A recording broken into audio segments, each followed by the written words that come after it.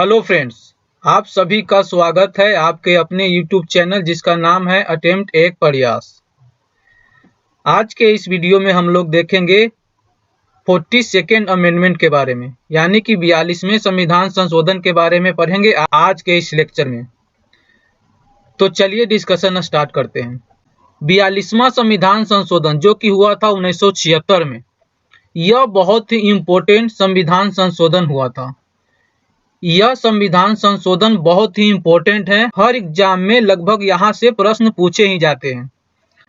42वें संविधान संशोधन के द्वारा 3 नए शब्द जोड़े गए थे: समाजवादी, पंथ निरपेक्ष, अखंडता, सोशलिस्ट, सेकुलर एंड इंटेग्रिटी। तो ये बहुत ही इम्पोर्टेंट पॉइंट है। हमें यह याद रखना है कि 42वें संविधान संशोधन के द्वारा कौन से 3 वर्ड ऐड किए गए थे। वह 3 इस प्रकार है: सोशलिस्ट, सेकुलर, इंटेग्रिटी। सोशलिस्ट मतलब समाजवादी, सेकुलर मतलब पंथ निरपेक्ष, या फिर इंटेग्रिटी मतलब अखंडता।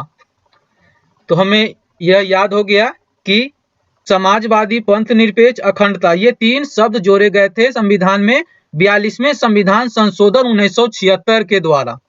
42वें संविधान संशोधन को मिनी कॉन्स्टिट्यूशन कहा जाता है। 42वें संविधान संशोधन के द्वारा एक नए भाग 4A में नागरिकों के लिए फंडामेंटल ड्यूटी को जोड़ा गया था। मतलब कि 42वें संविधान संशोधन 1976 में जो हुआ था, उसके द्वारा भाग 4A में नागरिकों के लिए फंडामेंटल ड्यूटी को जोड़ा गया था। 42वें संविधान संशोधन के द्वारा कैबिनेट की सलाह मानने के लिए प्रेसिडेंट को बाध्य कर दिया था।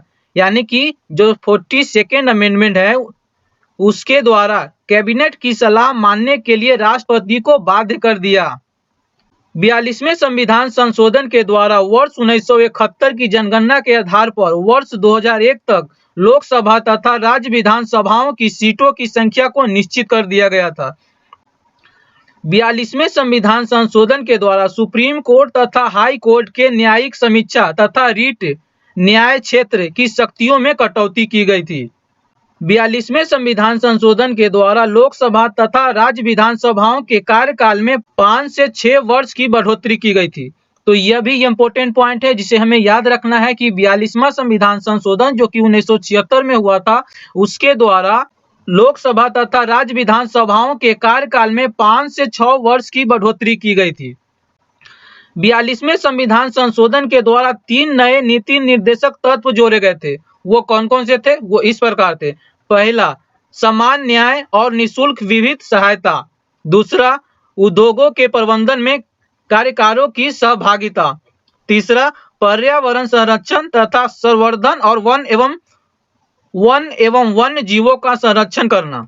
42वें संविधान संशोधन के द्वारा किसी राज्य में राष्ट्रपति शासन की अवधि को एक बार में 6 माह से बढ़ाकर 1 वर्ष तक कर दिया गया। 42वें संविधान संशोधन के द्वारा संसद एवं राज्य विधानसभाओं से कोरम की आवश्यकता की समाप्ति कर दी गई थी। यह भी इम्पोर्टेंट पॉइंट है जिसे हमें याद रखना है कि 42वें संविधान संशोधन के द्वारा संसद एवं राज्य विधानसभाओं से कोरम की आवश्यकता की समाप्ति कर दी गई थी। यहाँ पर एक वर्ड आया है, कोरम। कोरम क्या है, इसे हम लोग समझ लेते हैं पहले कि कोरम का क्या मतलब होता है। कोरम मतलब कि किसी सभा, संसद, समिति या कार्यकारिणी की बैठक में लिए गए आगत न्यूनतम आवश्यक सदस्यों की संख्या को कोरम कहते हैं। यानी कि इस न्यूनतम आवश्यक संख्या की उपस्थिति के बिना सभा या समिति या विधायिनी के कार्य को वैधानिकता प्राप्त नहीं हो सकती है। अतः इस न्यूनतम संख्या में सदस्यों की उपस्थिति अनिवार्य है।